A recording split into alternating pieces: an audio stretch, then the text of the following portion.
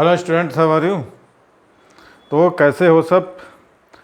तो प्रत्यास्थता जो कि हमारा चैप्टर चल रहा था, उस चैप्टर को हम कंटिन्यू करेंगे, है ना। और कंटिन्यू करते हुए टॉपिक को हम आगे बढ़ाते हुए विकृति, है ना, विकृति, स्ट्रेस और स्ट्रेंस को हम आज पढ़ेंगे। ठीक है, क्या पढ़ेंगे? विकृति। तो रेडी हो जाओ।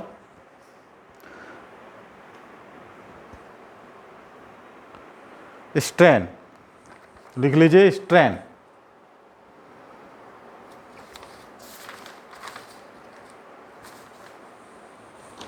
ठीक है, हेडिंग डाले, क्या लिखना है? स्ट्रेन, विकृति। तो लास्ट टाइम हम क्या देखे थे? प्लास्टिक के व्यवहार, सुघट वगैरह जो भी देखे थे, तो अपने दिमाग में आप लोग रखे रहिए। तो आज हम देखेंगे क्या? विकृति। तो welcome to my YouTube channel and my name is Rajkumar Tiwari और you are watching class 11 physics class. Strain, विकृति। ठीक है, डिफॉर्मिंग फोर्स को हमने देख लिया था, है ना। इलास्टिसिटी को हम देख लिया था, प्लास्टिसिटी को हम दे दिया था, प्लास्टिक बॉडीज़ को देख लिया था। तो पिछली अगर लाइट करें, हम फोकस करें पिछला टॉपिक तक, तो हम सुघट प्लास्टिक वस्तुएं भी देखे थे। सुघट प्लास्टिक वस्तुएं उन वस्तु कहते हैं जिन पर विरूपक बल, डिफॉर्मिंग फोर्स लगाने पर उसकी लंबाई, आयतन या आकृति में कुछ परिवर्तन होता है, और जैसे हम बल को हटा लेते हैं तो अपनी पुनःवस्था में लौट नहीं पाती है। तो विरूपक बल, डिफॉर्मिंग फोर्स के कारण किसी वस्तु, किसी सुघट वस्तु के में होने वाला जो परिवर्तन होता है उसको हम क्या बोलते हैं? स्थायी होता है, जैसे साबुन होते हैं। ठीक, the body which get permanently deformed on application of the deforming force, and do not regain their original shape, size, है ना, and remain on the deforming force known as plasticity. तो विकृति, ये अब क्या डालेंगे? अब विकृत अवस्था, स्ट्रेन, स्ट्रेस और स्ट्रेन दोनों देखेंगे। तो इसको इंग्लिश में, हिंदी में दोनों में बोलते जाऊंगा, आप लोग इसको समझते जाइए। लिखना चाहें तो लिख सकते हैं। जब किसी वस्तु पर विरूपक बल, मैंने डिफॉर्मिंग फोर्स, जब किसी वस्तु पर विरूपक बल लगाया जाता है तो उसकी लंबाई, आयतन या आकृति में क्या होता है? परिवर्तन हो जाता है, और वस्तु क्या होती है? डैमेज, माने विकृत हो जाती है। तो क्या देखें हम? जब किसी वस्तु पर हम विरूपक बल लगाते हैं तो वस्तु के आयतन, आकृति में परिवर्तन होता है, तो वस्तु विकृत हो जाती है। ठीक है, तो इस विरूपक जिसके कारण लंबाई, आयतन या आकृति में परिवर्तन हो रहा है, बल लगाएंगे, आयतन होगा, आकृति टेढ़ा हो जाएगा, मेढ़ा हो जाएगा। तो इस विरूपक बल के कारण वस्तु की जो एकांक विमा, जिस विरूपक बल के कारण वस्तु की एकांक विमा में होने वाले जो भिन्नात्मक में अलग अलग जो परिवर्तन, रेशियो परिवर्तन है, तो उसको हम बोलते हैं विकृति या स्ट्रेन कहा जाता है। ठीक है, तो इसको ये होता है strain. On application of deforming force, the length, है ना, shape and size and volume of the body change and the body is said to be deform. ठीक, the strain produce in a body to measure as the ratio of change of configuration, to the original configuration. ठीक है, तो विमा में परिवर्तन बटे प्रारंभिक विमा, कॉन्फ़िगरेशंस, है ना। द स्ट्रेन क्या लिखोगे? The strain produce in a body measure as the ratio of change in configuration to the original configuration, ठीक, ऑफ द बॉडी। ठीक, thus strain equal to change in configuration upon original configuration. तो विकृति बराबर क्या होगा? विमा में परिवर्तन बटे प्रारंभिक विमा। ठीक है, तो ये हो गया हमारा विकृत अवस्था की किसी वस्तु पर हम जब डिफॉर्मिंग फोर्स लगा रहे हैं तो उससे क्या हो जाता है? कॉन्फ़िगरेशन चेंज होता है ना। तो इन दोनों के रेशियो का भिन्नात्मक जो परिवर्तन होता है उसको हम क्या बोलते हैं? विकृत होती है ये वस्तु, या विकृत अवस्था में कहलाती है। तो इसका मात्रक क्या हो जाता है? अब देखिए इसका यूनिट क्या निकला है? यूनिट का मतलब होता है मात्रक। तो इसका मात्रक क्या हो जाएगा? तो दोनों देखो सेम यूनिट के हैं। ठीक है, विमा में परिवर्तन प्रारंभिक विमा, change in configuration upon original configuration. यह दो समान राशियों का अनुपात है, ठीक है, ये सिमिलर है, यह दो समान राशियों का अनुपात है, इसका कोई मात्रक नहीं होगा। As the strain is the ratio, as the strain is the ratio of similar quantities, है ना, as a stress is dimensionless quantity. तो विकृति जो है एक विमाहीन राशि है। क्या है विकृति? एक विमाहीन राशि कराएगी, नोट कर लीजिए, ठीक है। अब हम देखते हैं स्ट्रेस या प्रतिबल, ठीक है। तो स्ट्रेन हमने देखा, स्ट्रेन को और अच्छी तरीके से हम समझा सकते हैं क्या? चलिए ठीक है, थोड़ा और बता देते हैं इसके बारे में, लिख लीजिए। स्ट्रेन को मतलब व्हेन, इसको और अच्छी तरह से लिख सकते हो विकृति को, when a deforming force is applied. क्या लिखोगे? When a deforming force is applied on a body there is a change in the configuration of the body. क्या लिखोगे? When a deforming force is applied on the body there is a change in the configuration of the body is said to be, क्या हो जाएगा? Stand in the deformation, ठीक है, deformation. The ratio of change in configuration of to the original configuration is known as strain। माने क्या होगा? strain equal to क्या लिखोगे? Change in configuration upon original configuration, ठीक है। अब हम देखते हैं प्रतिबल, स्ट्रेस माने प्रतिबल। तो ये इसका परिभाषा स्ट्रेन का क्लियर हुआ। अब अपन देखें स्ट्रेस का। जब हम क्या करते हैं, किसी वस्तु पर विरूपक बल लगाते हैं, ठीक है, when a deforming force applied on a body, जब किसी वस्तु पर बल लगाते हैं तो उसकी लंबाई, आयतन या आकृति में जो है परिवर्तन हो जाता है। It change the configuration of the body by changing the normal position of the molecules और atoms to the body. As a result, as internal restoring force comes into play which tends to bring to the back to its initial configuration। ठीक है, मैंने उस दिन चर्चा किया था किसका? प्रत्यानन बल का, कि जब किसी वस्तु को हम इलास्टिसिटी का खींचते हैं तो खींचने के बाद एक उस पर एक फोर्स लगता है, रिस्टोरिंग फोर्स, और रिस्टोरिंग फोर्स क्या करता है? उसको इनिशियल पॉइंट पे ले आने की कोशिश करता है, ब्रिंग है the back into its original configuration. The internal restoring force acting, internal restoring force acting per unit area on a deform body known as stress. ठीक, क्या लिखोगे? The internal restoring force acting per unit area, ठीक है, on a deform body is known as stress. Is there is no permanent change, है ना, there is no permanent change in the configuration of the body, the restoring force is equal and opposite to the external deforming force applied. ठीक है, तो stress ऊपर क्या लिखेंगे? External deforming force upon area. क्या लिखेंगे? External deforming force upon area, माने F upon A. ठीक है, प्रतिबल बराबर बल बटे क्षेत्रफल। तो जब क्या देखे हमने, जब विरूपक बल किसी वस्तु पर लगाते हैं तो उसकी लंबाई, आयतन या आकृति में परिवर्तन हो जाता है। तो प्रत्यास्थता के कारण उसके अंदर जब हम किसी वस्तु पर जब हम विरूपक बल लगाते हैं तो उसकी लंबाई, आयतन, आकृति परिवर्तन हो जाता है। लेकिन प्रत्यास्थता के कारण, ड्यू टू इलास्टिसिटी, उस वस्तु के अंदर एक क्या होता है? प्रतिक्रिया बल कारक लगता है जो वस्तु में होने वाले परिवर्तन का क्या करेगा? विरोध करता है। ठीक है, ये जो क्या कर रहा है? प्रतिक्रिया बल लग रहा है कि वस्तु के अंदर जो क्या हो रहा है, जो परिवर्तन हो रहा है ना, उस परिवर्तन का क्या करता है? ये विरोध करता है। इस आंतरिक प्रतिक्रिया बल को प्रत्यानन बल कहते हैं, है ना, रिस्टोरिंग फोर्स कहते हैं। और यह बल क्या करता है? विरूपक बल के बराबर और विपरीत होता है। तो ये आपने देखा, क्या देखा हमने? स्ट्रेस देखा। ओके, क्या देखा हमने? स्ट्रेस देखा ना। तो यहाँ लिख रहे हो ना आप लोग, क्या लिखोगे? When an external force applied, जब हम क्या करते हैं, देखा ना, व्हेन एन, तो इसको और अपन अच्छे से लिख सकते हैं। चलिए लिख लीजिए, when an external force applied, लिख लिए।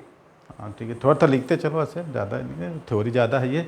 When external force applied on a body, when an external force applied on the body, it produces change shape और size या volume of the body, है ना। क्या करता है, जैसे ही हम बाह्य बल लगाते हैं तो वस्तु के आयतन आकृति परिवर्तित होता है। Due to the elastic property of the body on a internal कौन सा force, reactionary force known as restoring force. ठीक है, बताया था नहीं भी, आंतरिक बल लगता है, ठीक। Developed inside the body which oppose the change on remove of the deforming force, the body regains it original form due to the restoring force. वही प्रत्यानन बल के कारण क्या करता है, वह अपने इनिशियल पॉइंट पे प्रतिक्रिया बल मानी प्रत्यानन बल क्या करता है, उसको विरोध करता है इससे। वो आपको क्या करता है, उसको जो फोर्स लगा रहे फोर्स का विरोध करेगा, वस्तु को प्रारंभिक अवस्था में लाने का फोर्स का विरूपक बल के प्रभाव का विरोध करता है।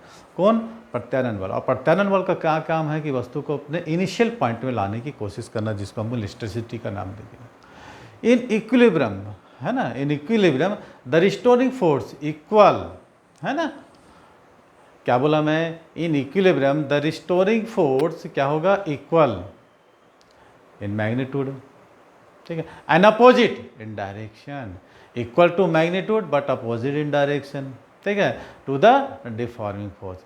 ये इक्विलिब्रियम फोर्स होता है, डिफॉर्मिंग फोर्स से क्या हो जाएगा, इक्वल एंड अपोजिट हो जाएगा, equal to magnitude but opposite direction, ठीक है। द इंटरनल रिस्टोरिंग फोर्स, क्या लिखोगे, the internal restoring force acting per unit area, है ना, the external restoring force acting per unit area of the cross section of deform body is known as stress. If A be the cross section area, if A, है ना, जहाँ दी हम क्या करते हैं, cross section area A मानते हैं इस बॉडी का, ठीक है। If A is the cross section area, है ना, एंड एफ इज द क्या हो जाएगा, डिफॉर्मिंग फोर्स। यदि किसी का वस्तु का अनुप्रस्थ परिच्छेद का क्षेत्रफल ए है और डिफॉर्मिंग फोर्स जो होता है ना, विरूपक बल जिसको एफ होगा, जो हम applied on the then restoring to about I, ठीक है। तो स्ट्रेस इक्वल टू क्या हो जाएगा,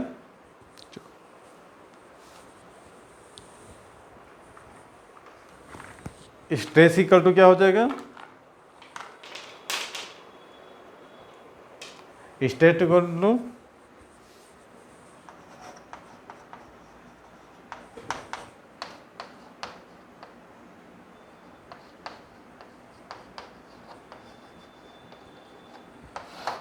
ऑन एरिया, ठीक है। तो इसको लिखेंगे एफ अपॉन, ठीक है, रिस्टोरिंग फोर्स, ठीक है। अब इसका यूनिट और डायमेंशन निकाल लेते हैं, प्रतिबल का बल का क्षेत्रफल, ठीक है, न्यूटन अपॉन मीटर का स्क्वायर। इसको ऐसे लिख सकते हैं, न्यूटन अपॉन मीटर स्क्वायर, या लिख सकते हैं न्यूटन इंटू मीटर का पावर। और इसका dimension formula MLT -2 upon area का L स्क्वायर, तो ये कट जाएगा इससे, तो ML -1 T -2, ये प्रतिबल का रहेगा। यंग प्रत्यास्था गुणांक का भी यही होगा, ठीक है, क्योंकि विकृति का कोई आता नहीं होता है, ठीक। प्रतिबल और विकृति के अनुपात को हम यंग प्रत्यास्थता गुणांक करते हैं। तो यंग मॉडुलस का भी डायमेंशन यही होगा, याद रखना। जब अपन क्या करते हैं, वेक्टर एक चैप्टर है, इसमें हम जब यूज़ करते हैं ना, डायमेंशन इस्टेब्लिश करना या प्योरिटी चेक करना जब करते हैं, तो हमको सब चीज़ का डायमेंशन फार्मूला क्लियर होना ज़रूरी है। तो यंग प्रत्यास्था गुणांक यंग मॉडुलस का यही होगा जो प्रतिबल का होगा, क्योंकि विकृति जो है द्विमाहीन राशि है। प्रतिबल और विकृति के अनुपात को हम क्या करते हैं, यंग मॉडुलस यंग प्रत्यास्था गुणांक करते हैं। तो हम उसको आगे के चैप्टर में देखेंगे। अब देखिए टाइप्स ऑफ स्ट्रेस, जो स्ट्रेस है उससे प्रतिबल होता है और स्ट्रेन क्या है, विकृति होती हो। तो प्रतिबल और विकृति दोनों के अनुपात होते हैं। पहला वो देखते हैं हम स्ट्रेस, प्रतिबल के प्रकार, है ना। प्रतिबल का कितने प्रकार होंगे, पहला होता है लॉन्जिट्यूडिनल स्ट्रेस, ठीक है, अनुदैर्ध्य प्रतिबल, लिखते जाइएगा अनुदैर्ध्य प्रतिबल। क्या लिखोगे, अनुदैर्ध्य प्रतिबल। जब किसी वस्तु पर हम विरूपक बल लगाते हैं, है ना, उसकी लंबाई के अनुदिश लगाएंगे। जब किसी वस्तु पर क्या करेंगे, विरूपक बल उसकी लंबाई के अनुदिश लगाएंगे, तो सिर्फ लंबाई में ही परिवर्तन होगा, इस स्थिति में, इस कंडीशन में, इस सिचुएशन में उसमें उसमें उत्पन्न परिवर्तन, या है ना, परिवर्तन को हम क्या बोलते हैं, अंधेर प्रतिबल। जब किसी लंबाई के अंदर से हम बल लगाते तो लंबाई परिवर्तन होगा तो उसके अंदर पड़ते रहते हैं। क्या लिखोगे, इफ ए डिफॉर्मिंग फोर्स, क्या लिखोगे, if A deforming force is applied along its length of body, then the length of body change the stress developed in the situation of called longitudinal strain। तो ये लिखे हम stress का। अब strain का देखो, दोनों मिक्स करके लिखा दे रहा हूँ मैं। अंधैर्य विकृति, पहला था अंधैर्य प्रतिजय लॉन्जिट्यूडनल स्ट्रेस, दूसरा हो जाता है लॉन्जिट्यूडनल स्ट्रेन। तो अंधैर्य प्रतिबल को हम देखा कि लंबाई के अनुदिश, है ना, तो उसमें क्या लंबाई परिवर्तन होता है, इस स्थिति में उत्पन्न जो प्रतिबल होता है उसको अंधैर्य प्रतिबल कहते हैं। और अंधैर्य विकृति लॉन्जिट्यूडनल स्ट्रेन, है ना, जब हम विरूपक बल के कारण विरूपक बल लगाते हैं, है ना, जब हम किसी वस्तु पर, किसी ऑब्जेक्ट पर लगाते हैं तो वस्तु की क्या होता है, एकांक लंबाई में जो परिवर्तन होता है उसको हम अंधैर्य विकृति कहते हैं। या ऐसा भी लिख सकते हो, किसी वस्तु की लंबाई में परिवर्तन और उसकी प्रारंभिक लंबाई क्या होता है, किसी वस्तु की लंबाई परिवर्तन प्रारंभिक लंबाई के अनुपात को हम क्या बोलते हैं, अनुदैर्ध्य विकृति। ठीक है। When a deforming force is applied on a, when a deforming force applied on a body, then the change in length per unit length is known as longitudinal strain। तो हमने देखा अनुदैर्ध्य प्रतिबल और अनुदैर्ध्य विकृति, है ना। तो इन दोनों के प्रकार हमने देखा। क्या देखा, स्ट्रेस और स्ट्रेन। पहला था लॉन्जिट्यूड, दूसरा इसका है लॉन्गिट्यूड।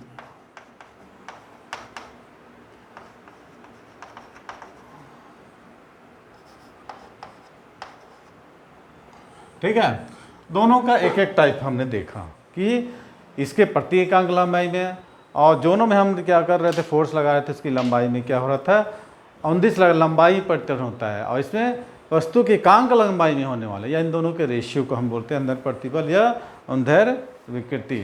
क्लियर हुआ ये। अब देखो अनुदैर्ध्य जो प्रतिबल होते हैं ना, अंधैर्य प्रतिबल, ये अंधैर्य प्रतिबल भी दो प्रकार के होंगे। ठीक है, पहला होता है टेंसाइल स्ट्रेंथ और दूसरा होता है कंप्रेसिव स्ट्रेस। ठीक है, ये अंधैर्य प्रतिबल जो होते हैं ना, लॉन्जिट्यूडनल वेज, ये दो प्रकार के होंगे। ये पहला होता है टेंसाइल स्ट्रेंथ, ये क्या हो जाएगा, दो प्रकार के,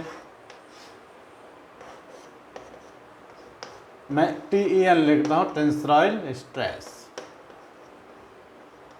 ठीक है, ये जो अनुदैर्ध्य प्रतिबल होते हैं लॉन्जिट्यूडनल स्ट्रेस दो प्रकार के होंगे। Longitudinal stress of two types, पहला होता है टेंसाइल स्ट्रेस तनन प्रतिबल, और दूसरा होते हैं कंप्रेसिव। क्या होंगे, कंप्रेसिव। ठीक है, अब दोनों के बारे में हम डिटेल्स पढ़ेंगे, थ्योरी है, कोई दिक्कत नहीं। तो टेंसाइल स्ट्रेस तनन प्रतिबल, जब विरूपक बल के कारण वस्तु की लंबाई में, जब विरूपक बल के कारण वस्तु की लंबाई में जो वृद्धि होती है तो वस्तु में उत्पन्न प्रतिबल को तनन प्रतिबल। When the length of a body increase, when the length of a body increase due to deforming zone, then the stress developed and the body is known as tensile stress। दूसरा है कौन सा, कंप्रेसिव स्ट्रेस, कि संपीड़क, compress, एक खींचते हैं। जब विरूपक बल के द्वारा वस्तु की लंबाई में जो कमी होती है तो वस्तु में उत्पन्न जो प्रतिबल होता है उसको हम संपीड़क प्रतिबल कहते हैं। When the length of the body decrease, when the length of object decrease due to deforming force, then the stress developed in the body is known as compressive। तो स्ट्रेस, लॉन्जिट्यूडनल स्ट्रेस दो प्रकार के, tensile और compressive हो गया। ठीक है, अब हम देखेंगे अभिलंब प्रतिबल। ठीक है, दूसरा क्या था? अभिलंब प्रतिबल। सेकंड नंबर डालते हैं। पहला लॉन्जिट्यूडनल वेज, दूसरा था अभिलंब पर नॉर्मल स्ट्रेस।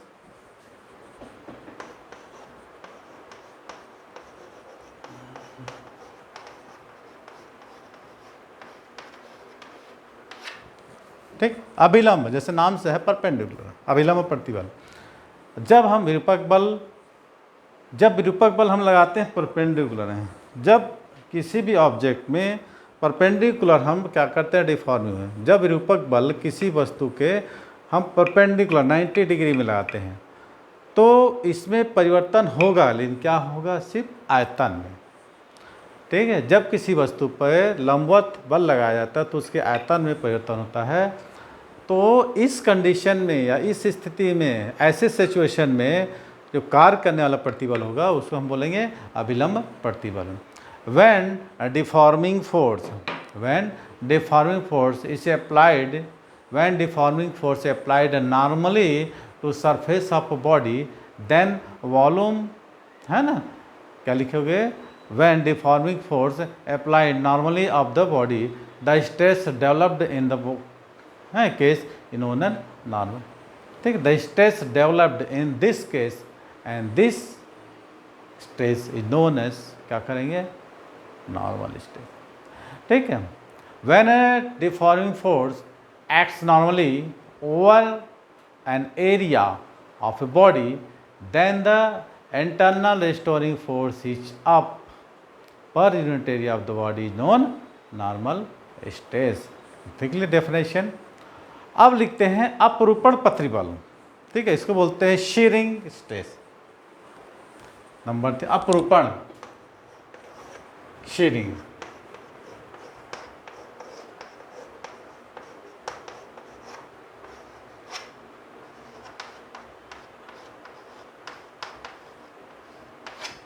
ठीक, शीयरिंग अपरूपण हिंदी बोलते हैं। यदि हम विरूपक बल कोई वस्तु है ना, उसके पृष्ठ के टेंजेंटली स्पर्श रेखी दिशा में लगे, जब हम विरूपक बल किसी वस्तु के टेंजेंटली, ऐसा किसी वस्तु का टेंजेंटली स्पर्श रेखी दिशा में लगे और उसके शेप में परिवर्तन जाए, जब विरूपक बल किसी वस्तु के स्पर्श रेखी दिशा में, टेंजेंशियली दिशा में और उसके क्या होगा? शेप में चेंज हो जाए, तो इस प्रकार की वस्तु में जो प्रतिबल उत्पन्न होगा उसको हम बोलते हैं कौन सा? Shearing stress. ठीक है, when deforming force is applied tangentially on the surface of body, then this type of stress is known as shearing stress. Okay, देखिए एक एक चीज़ को क्लियर करते जा रहे हैं, तो आप लोग भी इसको ध्यान दीजिए। ओके,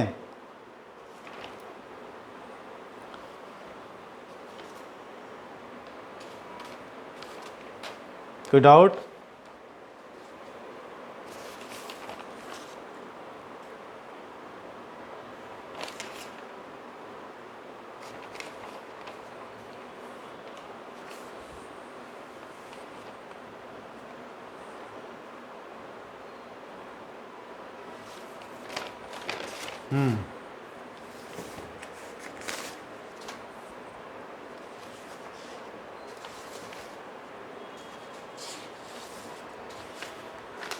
कोई डाउट नहीं? तो ये हम लोग देखे, दोनों के टाइप्स देखे हैं ना। प्रतिबल, तनन प्रतिबल, टेंसाइल स्ट्रेस, हम कंप्रेसिव स्ट्रेस, नॉर्मल स्ट्रेस और शीयरिंग स्ट्रेस दे दिए। तो विकृति को हमने क्या, कितना टाइप का देखा हमने? उसी तरह हम देखे अनुदैर्ध्य विकृति, जब किसी वस्तु की प्रारंभिक लंबाई और अंतिम लंबाई, है ना, मान लो किसी की प्रारंभिक लंबाई L है,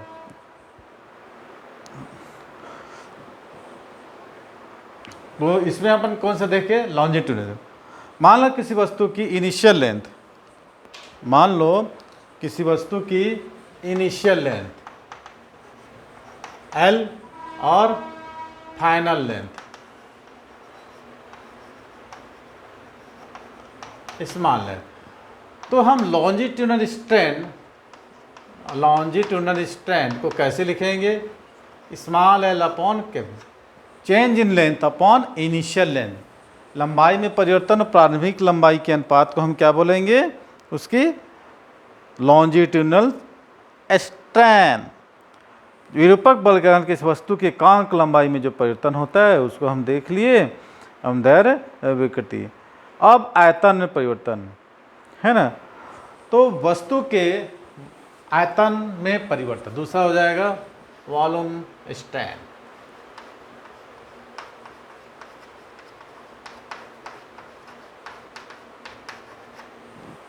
ठीक है, तो वॉल्यूम स्ट्रेन क्या देखेंगे हम?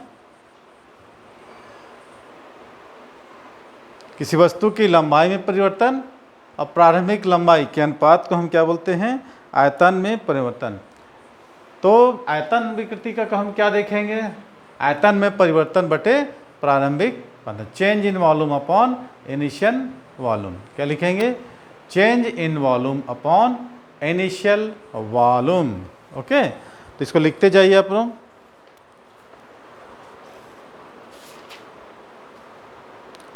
When a deforming force is applied on a body and the volume of the body changes, then the strain is known as volume strain. Within the elastic limit is the ratio of change in volume to the original volume. ठीक है, तो अब तो जैसा शीरिंग strain, शीरिंग strain को अपरूपण विकृति। जब किसी वस्तु के एक पृष्ठ को, जब किसी ऑब्जेक्ट को, किसी वस्तु के एक पृष्ठ को रखकर दूसरे पृष्ठ पर हम स्पर्श रेखी दिशा में हम बल लगाते हैं। जब क्या कि एक वस्तु के एक पृष्ठ को स्थिर रखकर उसके विपरीत पृष्ठ पर खींची गई स्पर्श रेखा के, है ना, एक मान लो कैसे समझाएं, मान लो एक पृष्ठ को स्थिर रखकर उसके विपरीत दिशा में, दिशा को स्थिर रखकर स्पर्श रेखी दिशा में जो हम बल लगाते हैं, तो क्या होता है? उसके बाद वस्तु की लंबाई में परिवर्तन होता है, ना ही वस्तु के आयतन में, है ना। इस कंडीशन में ना तो उसके वॉल्यूम में चेंज होता है, ना उसके लेंथ में। माने किसी वस्तु के एक पृष्ठ को स्थिर रखकर दूसरी पृष्ठ के विपरीत दिशा में हम क्या कर स्पर्श रेखी दिशा में बल लगाते हैं, तो ना तो उसके लंबाई में परिवर्तन होगा और न ही वस्तु के आयतन में परिवर्तन होता है, अपितु वस्तु की आकृति ही चेंज हो जाती है। तो इस प्रकार को उत्पन्न विकृत को हम क्या बोलते हैं? Shearing strain. तो डेफिनेशन क्या लिखोगे? जब किसी वस्तु पर उसकी सतह के समांतर, जब किसी वस्तु पर उसकी सतह के समांतर, जब किसी वस्तु पर सतह के समांतर विरूपक बल को इस प्रकार लाया जाए, जब किसी वस्तु को उसकी सतह के समांतर को विरूपक बल इस प्रकार लगाया जाए कि इसका वॉल्यूम कांस्टेंट रहे, आयतन क्या रहे? स्थिर रहे, है ना। तो इस स्थिति में आयतन जो स्थिर है, तो इस स्थिति में जो विकृति उत्पन्न होती है उसको बोलते हैं shearing strain. Clear? Shearing strain clear? लिखा दो इंग्लिश में। When a deforming force is applied on a body along its surface in such a way that the volume of the body remains constant, है ना, but the shape is change, आयतन स्थिर रहता है लेकिन उसकी आकृति में परिवर्तन हो जाता है, then the body is said to shear and strain produced in the body known as shearing strain. Shearing strain is the angle is radian through which a plane perpendicular to the fixed surface of the cubical body, है ना, gets turned under the effect of tangential surface. The angle of turning is known as shear angle, है ना। उसका diagram हम बता देंगे, जैसे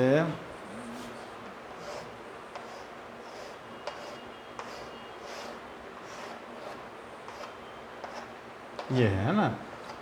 तो इसके जो ये जो ऊपर वाला होगा ना, ये चेंजेस होगा, ये चेंजेस होगा, बाकी ये ऐसे ही रहेगा। ठीक है, तो किसी एक लंबाई में किसी एक पृष्ठ को स्पर्श करके उसको विपरीत दिशा में जब स्पर्श रेखी बल बनाता है तो आयतन स्थिर रहता है लेकिन आकृति में परिवर्तन हो जाता है। तो इस प्रकार को हम क्या बोलते हैं? अपरूप्त हो जाती है। और इस प्रकार में जो विकृति में चेंज होता है इसको विकृत बोलते हैं। तो दोनों को मिलाकर हम अपरूपण विकृति कहा जाता है। द इंटरनल स्टोरिंग फोर्स जो है ना, अब हम ले सकते, देखो मैंने बनाया है, देख डायग्राम इससे बनाया है, तो थोड़ा सा दिक्कत हो गया, ऐसा ऐसा है ना, ऐसा। तो ये क्लियर हुआ। अब अगला टॉपिक हमारा क्या है, हुक्स लॉ। चलिए हुक्स लॉ देखते हैं ना।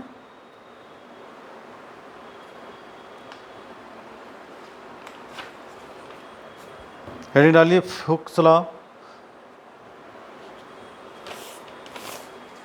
वीडियो को ज़्यादा लंबा नहीं करते, 30 मिनट की हो गई ये वीडियो, तो थोड़ा हुक्स लॉ के बाद अपन अगली वीडियो को अगले पढ़ें। तो प्रत्यास्था देखिए, हमने प्रतिबल देखे, विकृति देखे, ठीक है।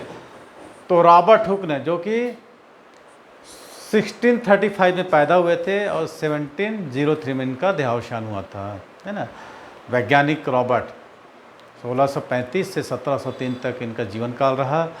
उन्होंने अपने जीवन काल में धात्विक तारों में जो भी मेटल जो वायर्स होता है, तो लटकाया गया भार और तार की लंबाई, जैसे हम भार लटका रहे हैं, मान लो तार है, इसमें भार लटका रहे हैं, तो तार की लंबाई में जो वृद्धि होती है उसके बीच रिसर्च किया था। मैनी रिसर्च, ठीक है, एक्सपेरिमेंट, बहुत सारे रिसर्च किए। और उसके बाद उन्होंने कुछ सालों बाद, लगभग 1678 में एक नियम दे डाला, ठीक है। किसी तार की लंबाई में परिवर्तन होता है कब, जब उस तार की लंबाई में हम भार लगाते हैं। तो वैज्ञानिक रॉबर्ट हुक ने 1678 में एक नियम दिया था, जिसको हम उन्हीं के नाम के आधार पर क्या बोलते हैं, हुक्स लॉ, हुक्स नियम।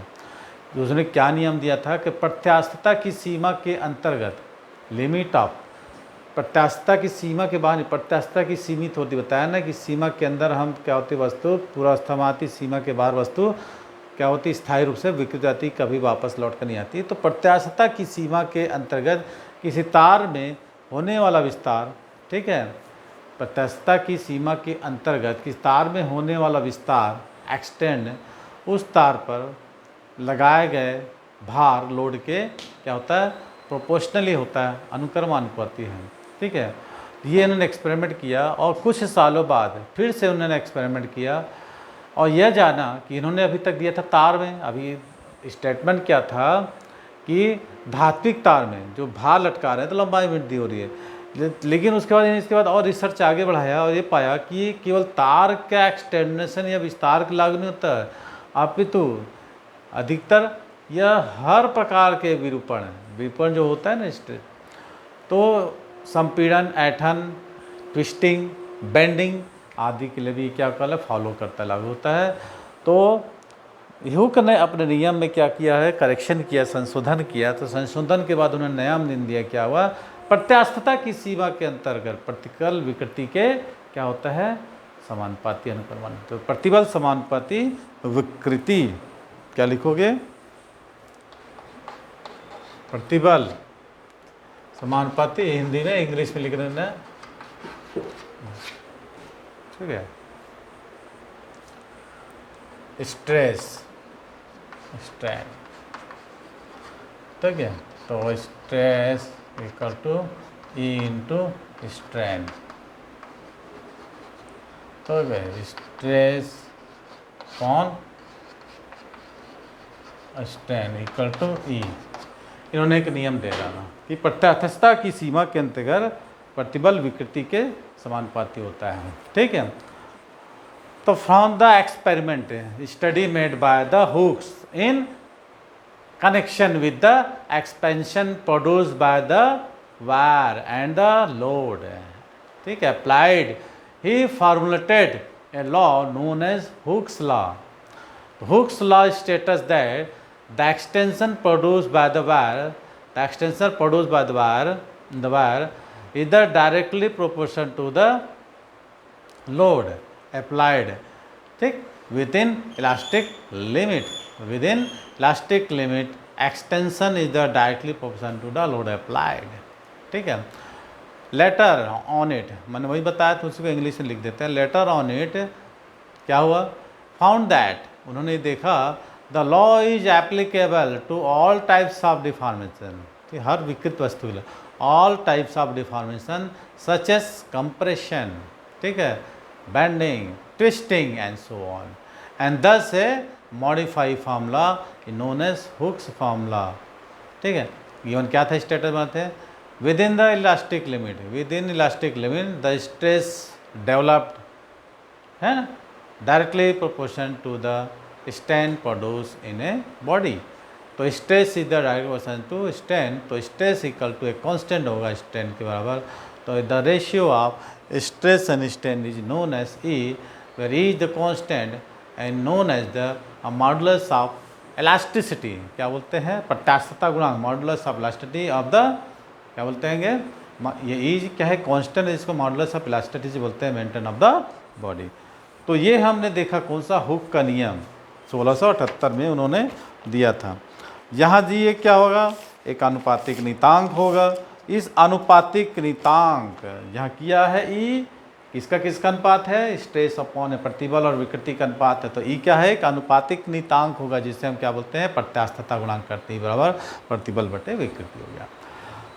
क्लियर। तो प्रत्यास्थता की सीमा, लिमिट ऑफ इलास्टिसिटी के अंतर्गत प्रतिबल और विकृति के अनुपात को प्रत्यास्थता गुणांक कहते हैं। इसका मान किस पर डिपेंड करेगा, वस्तु के पदार्थ पर। यह अलग अलग पदार्थों के लिए इसका मान क्या होगा, अलग होगा। Where is the constant is known as proportionality and is known as modulus of elasticity. Therefore within the limit of elasticity the ratio of stress and strain is known as elasticity constant. The value of elastic constant depend on the nature of the material of the body. The value of is difference for different metal, ठीक है। Therefore, within the limit of elasticity, the ratio of stress and strain is known as elastic limit. The value of elastic depend on, unit निकाल लो। मैंने कि जैसे ही बताया था कि विकृत स्ट्रेन ये क्या है, एक डायमेंशनलेस फार्मूला है। तो जो स्ट्रेस का निकलेगा फार्मूला वही उसी का निकलेगा यूनिट और डायमेंशन। स्ट्रेस का क्या निकाल लेते हैं हमने, न्यूटन अपॉन मीटर स्क्वायर और डाइन अपॉन सेंटीमीटर स्क्वायर और ml-1 t-2। तो इसमें क्या है, ये एक डायमेंशनलेस है, विमाहीन राशि है। तो जो इसका जो मान होगा वही किसका मान होगा, यंग प्रत्यास्थता गुणांक का या लिमिट ऑफ इलास्टिसिटी प्रत्यास्थता गुणांक का जो भी किसका हो जाएगा, जो प्रतिबल का सूत्र होगा, ठीक है। कोई डाउट। तो यहाँ तक हमने देखा तो यंग प्रत्यास्थता गुणांक भी यही होता है। प्रत्यास्थता की सीमा के अंदर प्रतिबल और विकृति के अनुपात को हम क्या बोलते हैं, क्या बोलते हैं, यंग प्रत्यास्थता गुणांक, ठीक है। प्रतिबल और विकृति, तो यंग मॉडुलस थोड़ा सा देख लेते हैं, यहाँ का एक टॉपिक हमारा क्लोज हो जाएगा। यंग मॉडुलस, यंग प्रत्यास्थता गुणांक, इसको किससे डिपेंड करते हैं, वाई से, है ना। इसको किससे डिपेंड करते हैं, वाई। तो Y is equal to stress upon stress. तो स्ट्रेस का क्या है, F/A और इसका L/L। तो y इज इक्वल टू कितना हो जाएगा, F/A इंटू L/l। तो y is equal to FL upon AL। ये यंग प्रत्यास्थता गुणांक होता है, ठीक है, यंग प्रत्यास्थता गुणांक। ओके। यदि एरिया A ले लें और L 1 ले लें, यदि एरिया को A ले लें, A ले लें 1 मीटर स्क्वायर, और क्या ले लें, L को भी 1 ले लें, ठीक है। एरिया को A लेते हैं,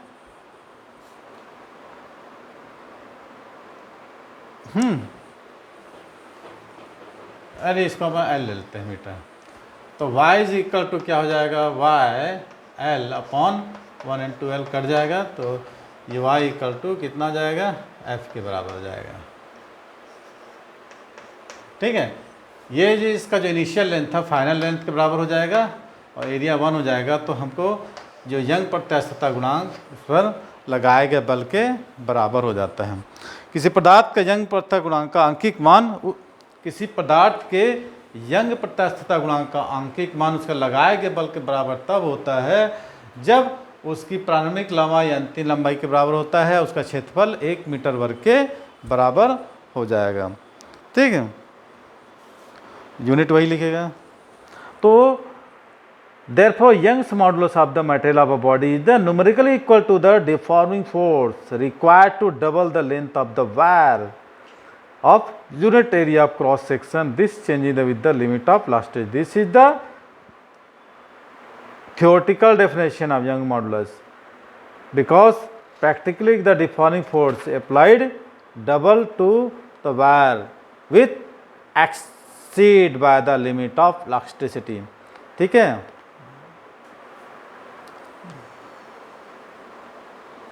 अब हम क्या करते हैं, देखिए F को mg ले लेते हैं। F जो होगा mg, 9th क्लास से पढ़े होगे तो y इज इक्वल टू कितना हो जाएगा, mg l अपॉन l, हुआ कि नहीं। तो A क्या होगा, A तार होता है, तार का क्या होगा पाई आर स्क्वायर। ये तार जो होता है किस फॉर्म में होता है, सिलेंड्रिकल फॉर्म में, ये सर्कल होगा, रेडियस आई होगी, तो y equal to mg l upon pi R square L. ये यंग प्रत्यास्थता गुणांक का एक हमको क्या निकल गया, फार्मूला निकल गया। क्या निकल गया हमारा, एक फार्मूला। क्लियर, यूनिट डायमेंशन आप लोगों का वही होगा। क्लियर,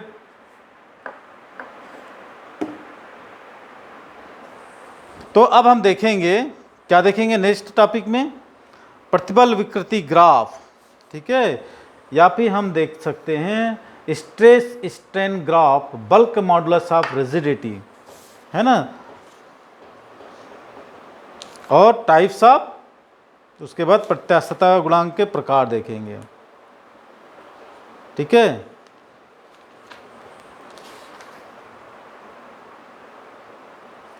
तो क्या देखेंगे अगला हम, स्ट्रेस स्ट्रेन ग्राफ। तो ये हमारा निकला यंग प्रत्यास्थता गुणांक, यंग मापांक जिसको बोलते हैं भाई।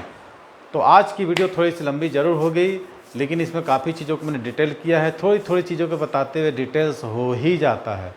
ठीक है, तो इसको आप लोग शुरू से देखिए, एक एक टॉपिक को, एक एक जो शब्द को समझिए, तब आप लोगों को समझ आएगा। ठीक है, तो अब अगली वीडियो में हम प्रतिबल विकृति ग्राफ देखेंगे, और ये यंग मापांक ना प्रत्यास्थता गुणांक के हम प्रकार देखेंगे, कितने प्रकार के होते हैं। एक्चुअल में 3 प्रकार होते हैं, तीनों को हम डिटेल्स देखेंगे। ठीक है, देखिए हर जगह डायग्राम बनाना उचित नहीं होता है, कुछ आप लोग बुक से भी देखना, ज़्यादा चीज़ नहीं समझ में आए तो उसको हम क्या करेंगे और इसको डिटेल्स में क्लासेस से पढ़ाते हैं।